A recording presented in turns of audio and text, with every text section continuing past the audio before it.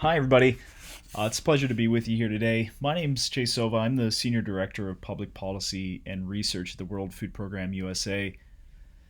Listen, I want to thank the UC Davis Climate Adaptation Research Center and the World Food Center for hosting this event today. I think it's an incredibly important conversation at a really critical moment. Let me tell you a little bit about myself and about the World Food Program USA. WPUSA is a Washington-based nonprofit organization, and we support the mission of the United Nations World Food Program here in the United States. We do that in a couple different ways. We raise some support from individuals, foundations, and companies, and we also represent the World Food Program up on Capitol Hill. So I've been with WPUSA now for about 4 years, working on a little bit of a different side of the hunger problem than I have in the past. Previously, I was with the United Nations Food and Agriculture Organization. Also spent a little time at the International Center for Tropical Agriculture, but in both of those instances was working on issues related to climate change and food insecurity. So I've kind of had, I think over the years, the privilege of watching agriculture really rise in the international climate change agenda, and to see the birth of the climate smart agriculture movement in recent years. And I think it's fair to say, and I don't think this will be news to anyone in this audience, that both agriculture's contribution to the underlying climate change problem and the important role that the sector plays in the lives of some of the most vulnerable people in the world is now fairly widely appreciated. I think solutions in the climate change and agriculture space will pay tremendous poverty alleviation dividends going forward. And we're even starting to see this here at home, right? We're starting to see several efforts in the United States to pay farmers to store carbon in their soils. We've seen a dramatic expansion in no-till and reduced tillage operations. And we've also seen the use of very simple measures like cover crops. So I suspect that climate smart agriculture is going to feature prominently in the next Farm Bill cycle coming up here in a couple years. But in any case, I'm here to talk about what's being achieved internationally and from an organization that you probably don't often associate with climate change adaptation or resilience. So some of you will have seen the World Food Program in the news over the last few weeks. I mean, this year the organization was honored with the 2020 Nobel Peace Prize. It's been chaotic, to say the least, since that award was announced on October 9th.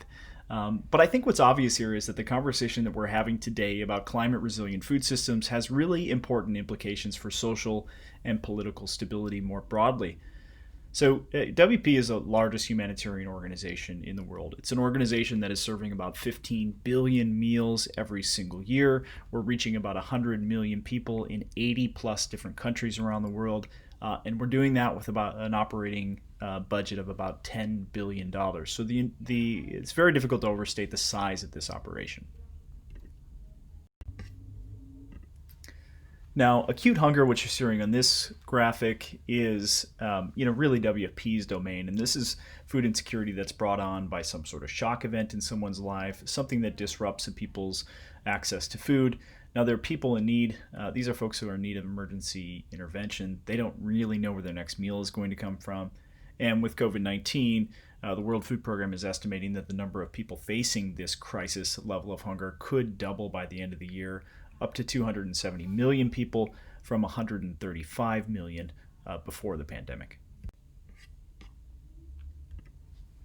So in terms of funding needs, these trends have really meant a doubling of WFP's operational needs over really just the last 5 years. And so this is the reason that I'm here today. I mean, we simply cannot afford to save the same life year in and year out, and we have to start working differently.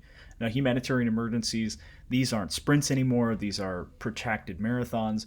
Humanitarian assistance needs to be as much about building resilience as it is about saving lives. So when you think of the World Food Program, I mean, images like this probably come to mind. We provide millions of tons of in-kind assistance delivered through airdrops, trucks, boats, mules, really whatever it takes. At the same time, we're delivering billions in cash-based assistance. These are things that people can use in local shops, supporting local markets when they exist. But we're also engaging in activities that provide exit strategies for the organization and that build the resilience of vulnerable populations. Now, the biggest way that we do this in any given year is through food assistance for asset programs.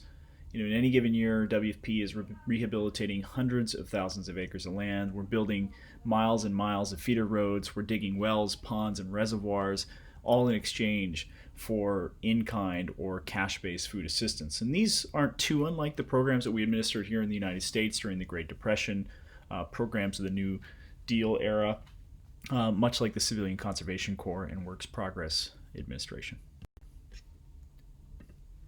And the reason that WFP cares so deeply about creating these sort of exit strategies is that about half of the world's hungry people are really in the business of growing food. They're farmers themselves. And we have this idea that every food and agricultural system around the world looks like it does in the United States. That is, some sort of industrial system with mechanized production and food that makes its way to supermarkets or processors. But really, the majority of food produced in developing countries is grown by smallholder farmers. Many are doing so on plots of land that are just a few acres in size, and some are producing just enough for themselves and their families, and if they're really lucky, they'll have some left over to go to market. And it won't come as a surprise to anyone here, really what is driving hunger today. Conflict is the single largest driver of hunger, and it's the reason that the World Food Program is a Nobel Prize laureate. About 65% of humanitarian food emergencies are driven by man-made conflict. So WFP is disproportionately in places where conflict is driving hunger. And in fact, in some years, about 80% of our funding is going to operations like Yemen, South Sudan, and Syria, places that are experiencing these protracted man-made conflicts. But that being said, at least a quarter of all humanitarian emergencies are driven by climate-related extreme events, and as we know, these things are growing more frequent. As you see here in this graphic, the number of climate-related extreme events, things like droughts, floods, hurricanes, temperature spikes, these things have more than doubled in the past few decades. So where we used to be responding to something like 90 of these events in a given year, today it's more like 215. So drought really is the one that keeps humanitarians up at night. About 80% of the impacts from a drought event in low-income countries are felt in the agricultural sector alone. And that's because 40% of GDP in a lot of low-income countries is attributable to agriculture. And the vast majority of smallholder production in these same places is rain-fed. So multi-year drought especially is quite devastating. It destroys seed stock and it pushes the hunger season up by a few months with each passing year. Now, we care about climate trends like this because they have major implications for global peace and stability.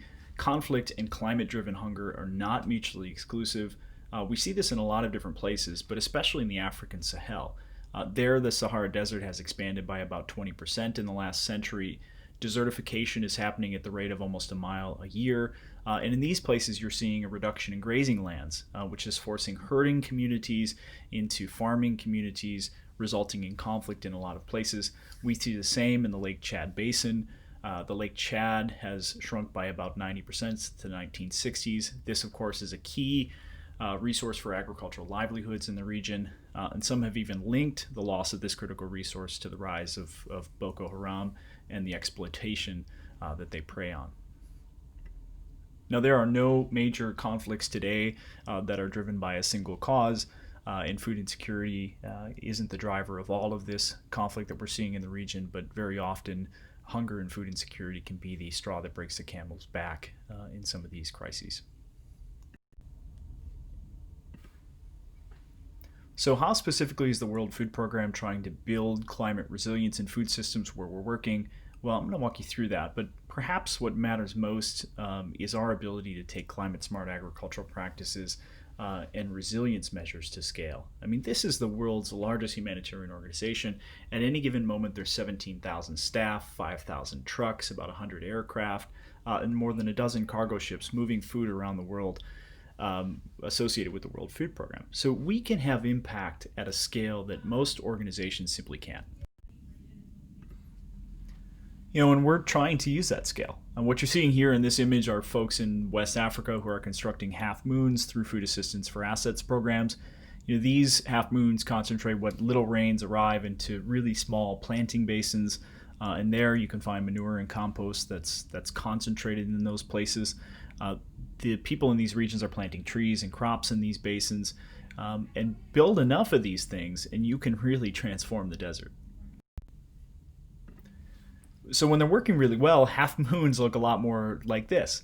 So what you see here are half moons that are overflowing with grasses, crops like sorghum and millet in other places, and even fruit trees. Just one community that we're working with in western Niger, we've got over 400 households that have rehabilitated almost 3,000 acres of land. And the half moons have increased the number of livestock in the area. They've led to reduced conflict between herders and farmers, just like those sorts of conflicts I've mentioned previously. Productivity has risen so much in these places that some communities have established shared cereal banks, and a portion of that cereal is heading directly to local school meals programs. And you can imagine, of course, the carbon capture potential of these interventions.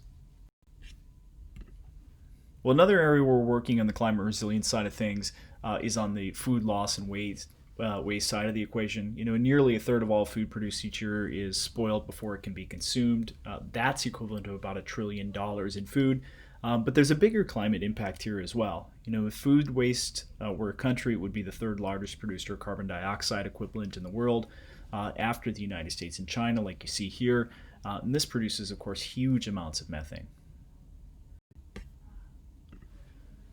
Economies like ours in the United States, food loss is something that occurs on the consumer side of the supply chain. In places like sub-Saharan Africa, it's really on the supply side of the equation. And most farmers simply don't have proper airtight storage to protect their crops. They either allow them to get to markets when prices are good, or to hold them over until the next harvest season. So WFP, through its Zero Food Loss initiative, is rolling out silos and hermetic storage bags, really simple technologies, to thousands of farmers in 16 countries in Africa. Sometimes the biggest problems in our food system and to the climate change problem can be solved with the simplest of solutions.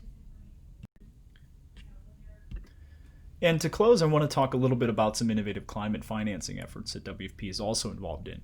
The first in this kind of triad is forecast-based financing. Now, historically, humanitarian food assistance was reactive. There's an event and resources are mobilized and distributed in response to that.